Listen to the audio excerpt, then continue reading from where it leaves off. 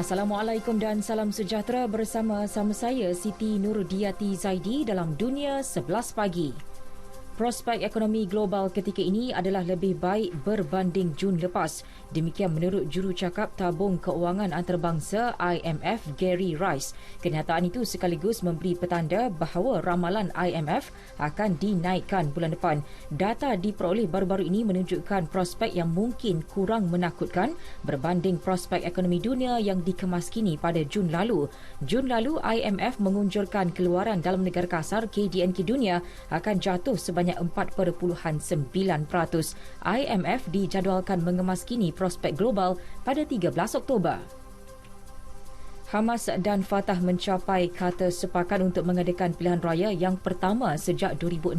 Pilihan raya dijadualkan dalam tempoh 6 bulan. Perkara itu diputuskan dalam rundingan antara pemimpin Fatah Mahmud Abbas dengan Ketua Politik Hamas Ismail Haniyeh di Turki. Seorang anggota kanan Fatah Jibril Rajuk berkata ia akan bermula dengan pilihan raya perundangan, pilihan raya Presiden pihak berkuasa Palestin dan Majlis Pusat Pertubuhan Pembebasan Palestin PLO. Perancis mencatatkan angka harian tertinggi bagi kes COVID-19. Sebanyak 16,096 kes jangkitan baru dilaporkan dalam tempoh 24 jam lepas. Data Jabatan Kesihatan Awam turut merekodkan sebanyak 52 kematian. Sementara itu, Perdana Menteri Kanada Justin Trudeau mengesyorkan inisiatif baharu untuk membantu rakyatnya mengharungi gelombang kedua COVID-19. Ini termasuk insentif bayaran mingguan berjumlah $500 Kanada bagi tempoh 26 minggu kepada mereka yang tidak dapat bekerja semasa pandemik. Beliau juga mengesyorkan bayaran cuti sakit selama 2 minggu bagi pekerja yang perlu menjalani kuarantin.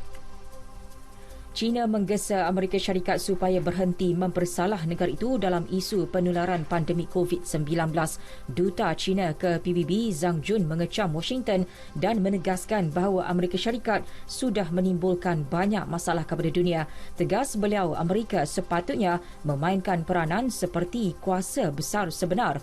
Zhang Jun menyatakannya menerusi sidang video dalam mesyuarat Majlis Keselamatan mengenai tadbir urus global yang dihadiri beberapa ketua negara.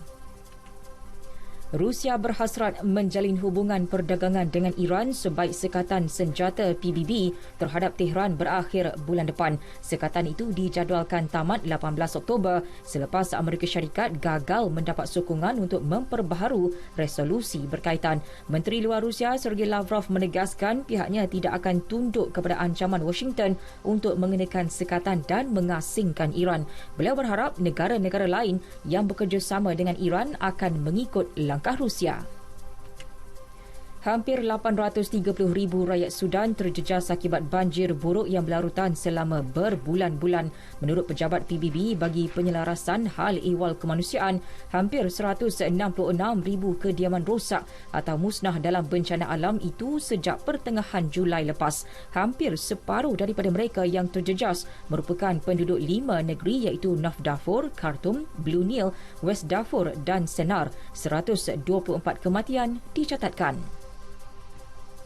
Lubnan akan memberi pampasan kepada pemilik beribu-ribu kediaman dan premis perniagaan yang musnah dalam letupan besar di Pelabuhan Beirut pada 4 Ogos lepas. Presiden Michelle Aoun menandatangani dekri memperuntukkan 100 bilion pound Lubnan atau lebih $66 juta bagi program itu. Tentera dan Majlis Perbandaran Beirut ditugaskan untuk mencari satu mekanisme pengagihan dana tersebut. Dianggarkan hampir 61,000 kediaman dan lebih 19,000 premis perniagaan musnah dalam tragedi itu. Bola sepak Piala Super Eropah, tandukan Javi Martinez dalam masa tambahan membantu Bayern Munich menumpaskan Sevilla 2-1. Sevilla terlebih dahulu membuka jaringan hasil sepakan penalti Lucas Ocampos pada minit ke-13.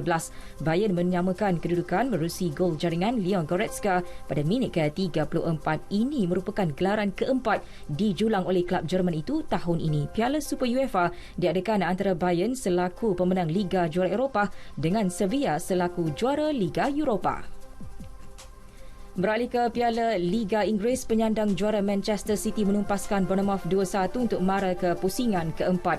Liverpool pula menang besar 7-2 ke atas Lincoln. Dalam pusingan berikutnya, City akan bertemu Burnley, manakala The Reds berdepan Arsenal. Sekian berita yang disuntik oleh Amy Nurliza Adnan dari Pusat Berita RTM. Assalamualaikum dan salam sejahtera.